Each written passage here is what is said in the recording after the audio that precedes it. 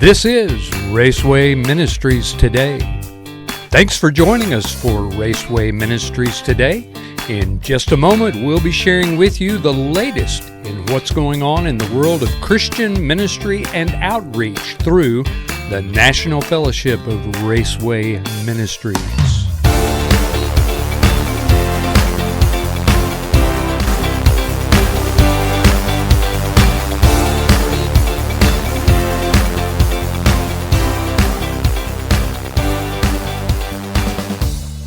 Well, I would like to welcome you to another edition of Raceway Ministries Today. Raceway Ministries Today, of course, is a platform that we use to talk about sharing Jesus out there in the racing world with racers and fans and teams and staff people and all that sort of thing. What a great privilege it is to be able to go out to the nation's speedways, whether it's a large speedway like Talladega or Daytona, or a short track somewhere in the Midwest or up north or down here in the South where I live in Texas. What a great opportunity to be able to go and share Jesus with people out there at the speedways.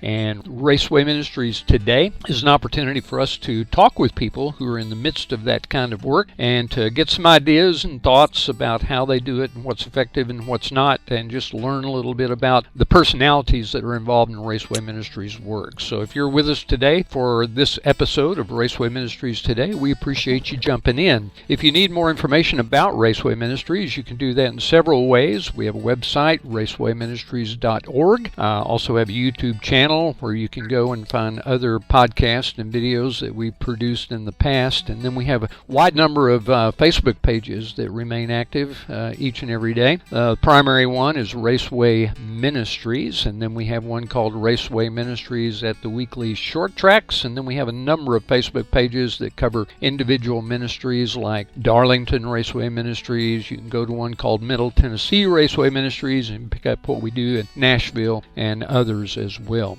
I'm excited today to have one of my greatest friends in Raceway Ministry with us for a time of discussion. Ron Lasley is known as the Faster Pastor. In fact, Ron, if I'm not mistaken, you might be the original Faster Pastor. I don't know about that, but you may be. You know, our friendship goes back decades, and we've had some great opportunities to serve together. Ron, and we'll go over this in just a moment or two, but has a long history of racing and chaplain work and has partnered with us in Raceway Ministries work across the nation in a number of ways, but currently is serving at the Salem Speedway in Indiana, and kind of a new role for him at that speedway, even though he's probably raced there before, but he is now the chaplain there at Salem Speedway. And so we want to welcome Ron and talk about that today. Ron, how are you doing this morning? I'm doing wonderful, brother. How about yourself? Oh, I'm doing good. It's a Monday morning here in Texas, and I've got a cup of coffee, and I got one of my best friends on the phone, so I'm doing great. I'm sitting here on the side porch of my shed, looking at the creek running behind my house, and it's just wonderful. Oh, man, I am so jealous. Well, honestly, I'm surprised you're not out in your shop somewhere, working on the El Camino, putting new heads on it or something like that. Well, I've got to do that later. Oh, okay. Well, spend the morning relaxed by the creek and enjoy the birds singing and all that sort of thing. Then you can get your hands greasy a little bit later on. There you go. Yeah, well, thank you so much for joining us today for the podcast. We're going to take a little while to talk about your role there at Salem. We have had podcasts in the past with you and have had the opportunity to learn a lot about your history as a racer and so forth. I would refer people back to the year 2021. And if you go to our YouTube channel, Raceway Ministries, there's a podcast there under the 2021 playlist called Racer Rodder Reverend Insights into Ministry to Racers. And I think at that time we talked about your racing history and how you came to know the Lord and so forth. So I'll refer our people back to that to kind of catch up on you and who you are and what God has done for you. But just briefly, hit the high points for about a minute or two in terms of coming to know the Lord and how you got involved in racing and how you got involved in Raceway Ministries. Well, it's definitely a God thing, Roger. When I got saved, cars and racing was one of my downfalls, one of my idols. So I walked away from it for 15 years, went to college and went to seminary and, pastored a church and was doing just really good, really enjoying it. Yeah, sure. But I came to a place where, and I love the church, so I don't want this to sound bad, but I came to a place where I got tired of trying to get the organist to get along with the piano.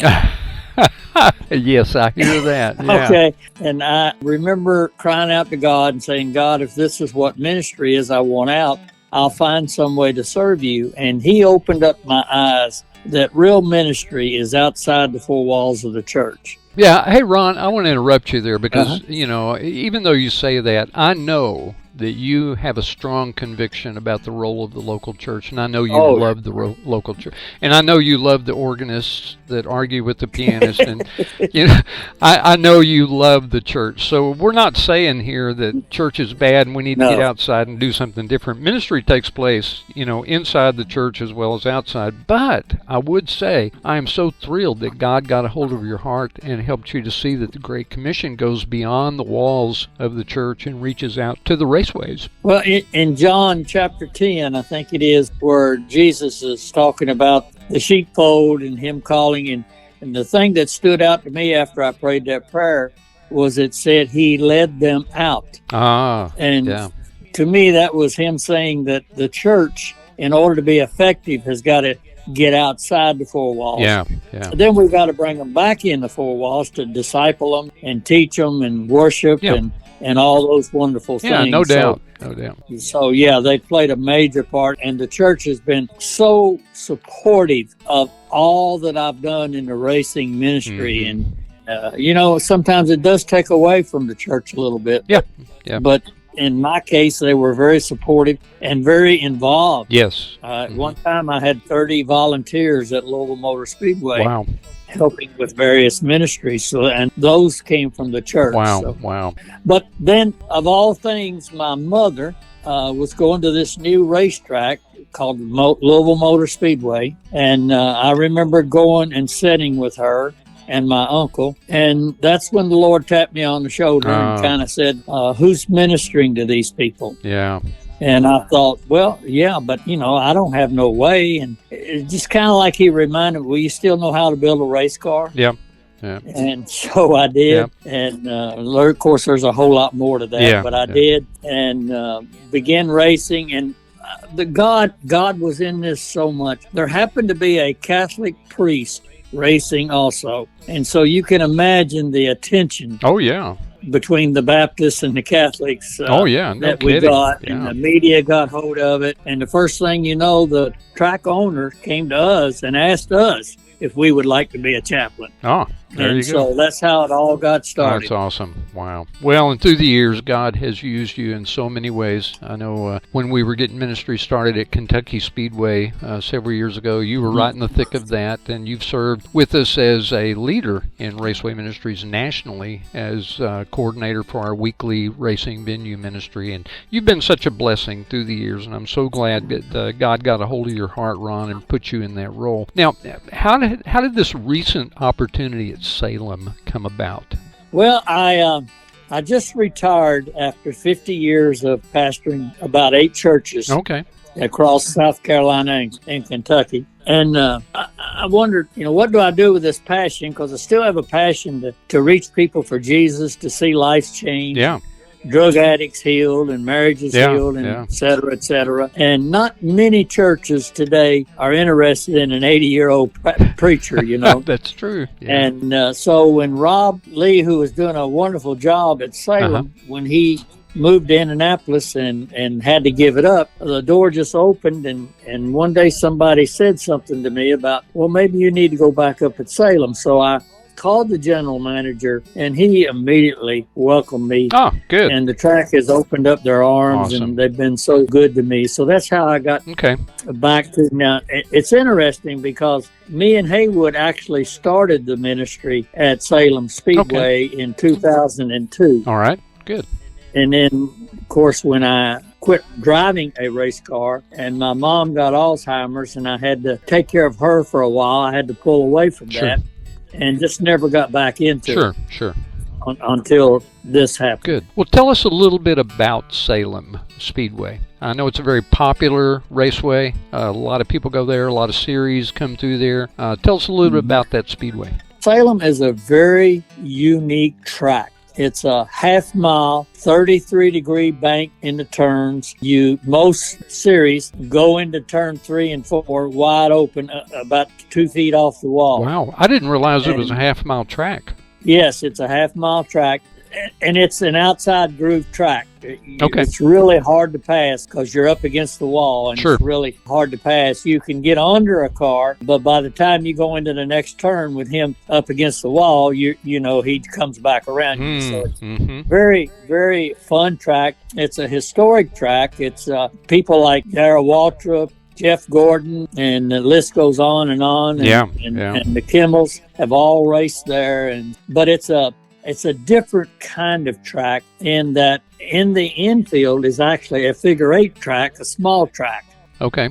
So we have a short track, and then we have the bigger track. And lately, I'm sure you're familiar with the Crown Vic Ford Series. Yes. Man, it has caught on like fire. We had, I think, the last race, we had 30-something cars. Wow. On the big track. Wow. And they put on a really, really good race. Well, I bet they do. I mean, you get a field that size on a half-mile track with 33-degree banking. Yeah. And that calls for a lot of action. Yeah. What about the seating capacity at that speedway? How many people can sit there and watch? I'm guessing 5,000 to 6,000. Okay. There used to be, the infield used to not have a short track in it, so that was where people got to hang out. Well, they took that away. That's where the picnicking and all that stuff. And honestly, it was a little easier to do ministry then because you actually could set up a booth in the infield. Ah, gotcha. But now there's no way to get to the stands on the track anymore until a race is over and they actually open up a gate that walks across the track. Okay. So it's different than, most short tracks. Yeah, right. So it's hard to do ministry for the people in the stands and also to stay inside the track. Right, yeah. Well, you mentioned, changes from the way it used to be and the way it is now. Now, don't take this wrong, but at your age and with your years of experience in ministry, methods and approaches in ministry and maybe even changes in the setup there at the track are different from what it used to be. And, you mentioned that you recently stepped into this new role and had not been involved in Raceway Ministry chaplain work for a while. I'm going to guess that since it's been a few years, maybe the setting and the culture and the strategies are a little bit different than they were several years ago. Describe some of the possibilities of that and how you have made adjustments to come back in as a almost 80-year-old guy to do effective ministry at a place like Salem. Well, one of the things that has helped me, Roger, is that most of the racers were kids of the daddies that I raced with. Okay, yeah. So they know me. Okay. And I mean, for example, I was congratulating one of the winners in one of the classes, and his daddy was standing there, and he said to him, "Do you know who just congratulated you?" And he said, "Yeah, and Louisville Motor Speedway legend, Pastor Ron." Oh, man. And I thought, wow. Well, there you go.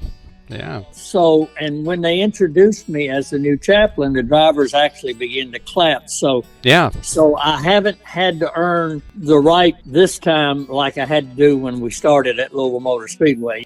Yeah.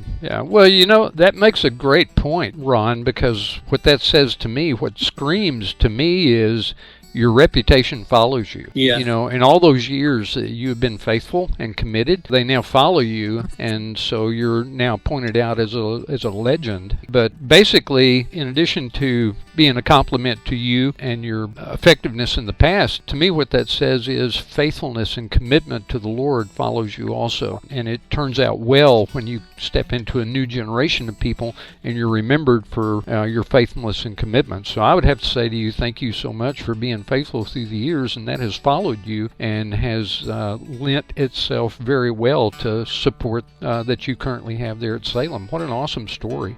Well, what about adjustments? Anything new and different in terms of the way of doing ministry or the way of relating to people? Or is it the same as it always has been? Just sharing Jesus with people, and even though it's a different generation, same methods work, same approaches? Anything new come to mind in terms of approaches or strategies that you've had to adapt? The biggest thing I find that I think is going to work for me is, and I think this would work for anybody starting out trying to do this type of ministry, is I know you remember Max Helton and how he called it the ministry of hanging out. Yeah. Oh, yeah. I used to say I hung out with sinners, and somebody said, well, don't you do that in church? And I thought, well, yeah. So now I say I hang out with you on church. But building relationships, I think you have to earn the right to be there. For sure. And you got to balance your ministry with not getting in the way of management, if that makes sense. Yeah. Oh, yeah. It's more one-on-one, probably. Now, we have 2 or 3 Sunday races a year. We only race on an average of about once a month, a couple times twice. So it's not a every weekend type thing. Right. And so you kind of have to, it's hard to have a chapel service or anything of that nature. Now, I will be, May the 4th will be our Sunday race, and I have prepared a little 15-minute sermon called The Gospel According to NASCAR. Okay. And what it is NASCAR and creation have something in common. They both have creators. Yeah, well, that's interesting. Yeah. I wish I was going to be there to hear that message. That's kind of the approach that I will use. But most of what I'm going to be doing is, praying with the drivers. Now, I don't go to each driver and force myself on them. Okay. I let them invite me. Yeah. And I keep a little journal where I write the names down of the crews that want me to come by and pray with them. Sure. And I'm doing that. I'm also going to start this next time just keeping a journal of the prayer requests that they have. Sure. Okay. Because not only for me at 80 years old, or actually I'm 79, right, for me to remember, if somebody asked me to pray, maybe a month from now I might not remember who I prayed for. So keeping a journal is going to help me there. And I do hand out, I've got the racer prayers. And I guess the greatest way of getting the gospel in is I've talked with you about the new thing going on with the QR code. And yeah, sure. Yeah. And I have got my story on that of how God brought me to a racetrack and what have you. Yeah, well, talk about that a little bit. And one thing I really love about this, Ron, is the fact that at your age, you're totally open to new ideas and contemporary ways of communicating and doing things. And I want to go back and say some things are tried and true. And Max Helton hit the nail on the head when he talked about the hanging out ministry. And interestingly enough, that still is a primary phrase that's used by motor racing outreach to this day. The other day I was talking with Billy Malden about helping get some people to come into the infield and help with child care for the NASCAR racers' families during the race. And he said, the requirements are very, very simple. We just need a smiling face and someone friendly. And basically it's just a hanging out ministry. So, that continues to be a thread throughout the history of Raceway Ministries, just hanging out and building relationships. But, new things come along like QR codes and that kind of thing.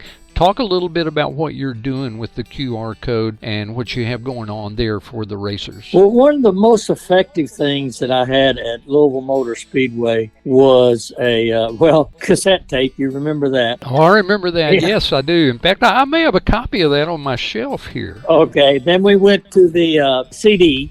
Right. And gave out a whole bunch of those through the years. Right. It's my testimony, but it's really a gospel presentation. Right. Which ends with an invite of how to accept Jesus Christ. Right. So when I went back up there, I thought, well, I can't give away CDs. Nobody has them anymore. Yeah, right. Somebody mentioned to me the QR code. And of course, I didn't have a clue how that worked. Right. But I have enough friends that's helped me put it together. And one of my former youth helped me to actually videoed it, and somebody else showed me how to put it on the QR code. So I have now a business card. Yeah, good. With Raceway Ministries on it. And on the flip side, it's got the QR code where all they have to do is take a picture of it and then put their finger on it, and it takes them to my story. There you go. Good.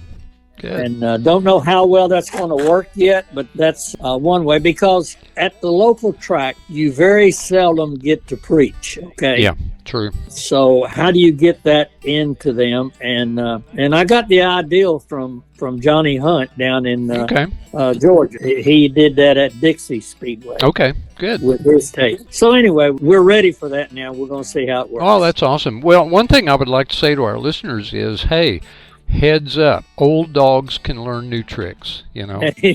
And to all the old dogs out there that are scratching their heads and wondering, you know, how do we reach this current generation? Hey, you just got to pick up on the trends, figure out the ways that people communicate nowadays, and get involved in it. And like you've said, Ron, you can find somebody, a young person somewhere, that'll help you know how to do that and get that all set up and going. And that's been one of the major challenges for us nationally as well, trying to keep up with the trends. And the trends change more quickly nowadays than they ever have. Oh my gosh. Yeah. The social media, yeah, it's crazy. Yeah, it really is. So, you know, my hat's off to you, Ron, for being innovative and creative and moving forward with new approaches and new methods. That's absolutely awesome. 25 season has begun. So what's coming up for you the rest of the season? How long does the season go at Salem? And do you have any special strategies or events or activities? What's coming up for you over 2025? We have a lot. Salem has a midget series that comes through, a sprint car series. They have ARCA race that comes through. Okay. They have the Great American Stocks is what they call them, the Great Gas Class, Great American Stock. Mm-hmm. Yeah. And the CRA, which travels and several, they're going to be coming and combining with our local guys. And so there's a lot of special things. And then twice a year they have the Firecracker 500, which is actually a Firecracker 200. Okay. 200 lap on the track. And back years ago when they did this, they'd have like 70 cars. Wow. But they've gotten so expensive today, Roger. Even the stock class is probably $30,000 to be competitive. Oh, my goodness. Wow. Yeah. It's crazy. Our stock class now is almost what NASCAR was in the late 80s. Isn't that something? Running all the Monte Carlos. Basically what our stock class is now. Okay. Wow. So you have a lot of special events, but weekly competition going on as well. I'm sure y'all have a point system and crown a champion at the end of the year, the different divisions and all that sort of thing. Awesome. Well, it sounds like a busy year, and I know it's demanding. You know, anytime you get involved in ministry at the weekly level in racing, it's going to be demanding because the schedule hits you just about the time you get rested from last weekend. Here we go again. Yes. So, you know, I know you got a busy season coming up, but man, I commend you and Barb for stretching out your faith a little bit and following God's desire and getting involved there at Salem. And I know you're going to be a blessing to those folks.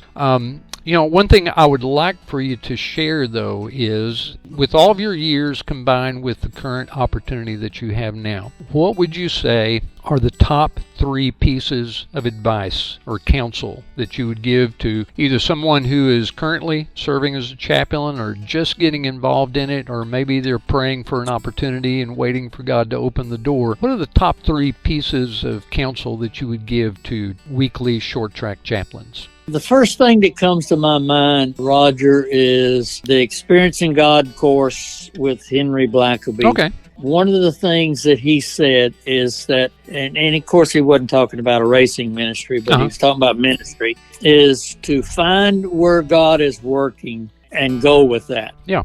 Don't go in with some preconceived ideal of here's what I'm going to do and I'm going to force it down their throats whether they like it or not. Yeah. Because I'm serving the Lord. Yep. And, you know, they have the right to tell you to leave. Oh, yeah, for sure. Yeah. So I think learning to look for where God is working, that's the biggest thing. I mean, it's different with me starting out because I actually started out racing and the chaplaincy came from that. Right. Had I just went into the new owners and said, hey, I want to be a chaplain here, they would have probably said, who are you? Yeah, right. So you have to find some way of getting in. You know, we talked about that years ago, Roger, when we were trying to establish chaplaincies in all the tracks. Your method of, what was it, sight? Yes. Going in and selling the owners on how you are able to benefit their track, how you are able to make their track more family friendly for one thing, and how to make it more successful. Now, that's something they want to hear. Yep, absolutely. And so when we went to Salem Speedway in 2002, Haywood and I, when we got through with this pitch and talking about what we had to offer, and here's his exact words. And when he said, okay, what's this going to cost me? And I said, well, the only thing we ask, and it's not even mandatory, is that we get in free. Yep, right. And that's it. Yep. He looked at us and laughed. He said, well, that's the best pitch I've ever heard. It's not going to cost me anything. Yep. That's right. Well, you know, you mentioned something that is really worth repeating for people, and that is you have to be a blessing to the raceway when you go there. Absolutely. And when the owner or the promoter or the manager understands that you've come there to be of benefit to them, and you demonstrate how you can be of benefit to them, it pays huge dividends. You know, in fact, it does. Most of the time that opens the door and keeps the door open if you maintain that perspective. So appreciate you pointing that out. That's awesome. So what other advice or counsel would you give, Ron?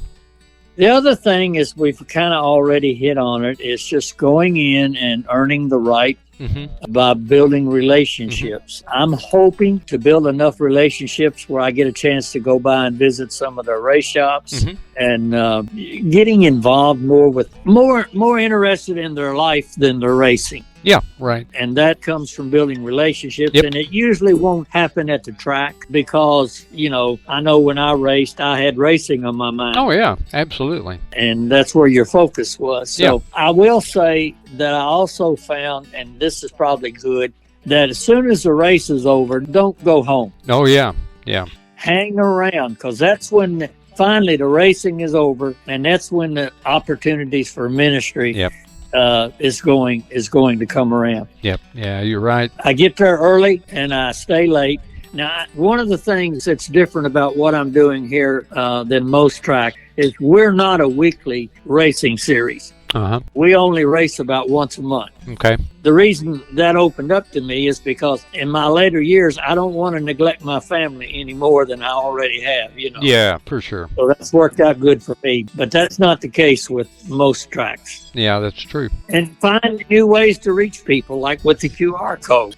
Well, Ron, gosh, such a wealth of wisdom and experience from your life, and I can't tell you how much I appreciate just observing the fact that you never quit. I mean, you're like the ever ready bunny. Yeah, you're like the ever ready bunny. You never quit hopping around. You never quit serving. In fact, I'm impressed because on your Facebook page, you know, you're constantly tearing a car apart. I mean, recently you bought Barb a El Camino, and I thought, okay, well, Ron's finished with his car restoration hot rod building, so he found a nice little El Camino for his wife, and they're going to enjoy it. Next thing I know, on Facebook, you got the engine out of it and putting headers on it, and you know, man, I'm impressed that at age 79 you're still active with all that stuff. But more impressed with the fact that you never quit serving the Lord, and I appreciate your faithfulness and your commitment to that. It's an inspiration to me and inspiration to so many other people. So thank you for taking the time to talk about your ministry. Well, I appreciate you, brother, too. You're doing the same thing. Well,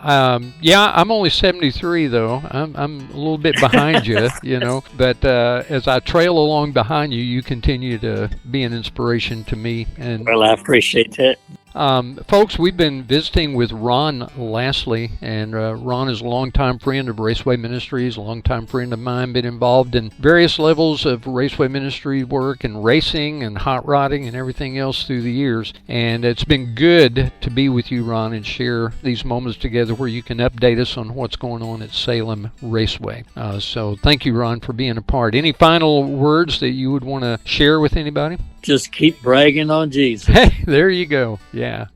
Wherever God's put you, just keep bragging on Jesus and keep Amen. building those relationships and taking advantage of every opportunity out there in the motorsports world to share God's love and mercy with other people. Ron, it's been good to be with you this morning. Thank you so much. You're welcome. I appreciate you, Roger, through the years. You've been a great asset to Raceway Ministries. You've inspired a bunch of us, and just keep it up. I know sometimes you think, well, maybe a young fella needs to come in and take this over. But yeah, I think until you can't do it no more, you need to keep doing it because you help us. Well, I guarantee I'll stay involved in it in some form or fashion as time moves on, Yeah. as long as God gives me the strength and the health to be able to do that. So, Amen. all right. Well, thank you, Ron. Thank you to our listening crowd today. This has been another episode of Raceway Ministries Today. We've been talking with Ron Lasley, current chaplain at Salem Speedway in Indiana. And if you need to find out more about what Ron has going on, he does have a Facebook page, and he stays pretty active with it, so you can keep up with him there. And then, of course, on our Raceway Ministries at the Weekly Short Track Facebook page, we feature Ron every once in a while and what he has going on there at Salem Speedway. So thank you for listening today. If you need more information about Raceway Ministries, our website is racewayministries.org, or you can go to our Facebook pages, Raceway Ministries or Raceway Ministries at the Weekly Short Tracks, and find out who we are, what we do, and how you can get involved. Meanwhile, keep serving the Lord wherever God takes you, and just like Ron has said, just keep on sharing Jesus with people, and God's going to honor it, and God's going to bless it. So until next time, hope everybody has a great week.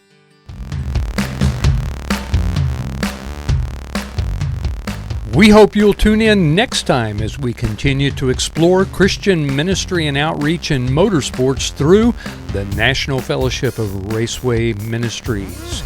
If you'd like to learn more about the National Fellowship of Raceway Ministries, visit our website at racewayministries.org. Follow us on Facebook under the name Raceway Ministries. Check out our podcast and videos found on our Raceway Ministries YouTube channel.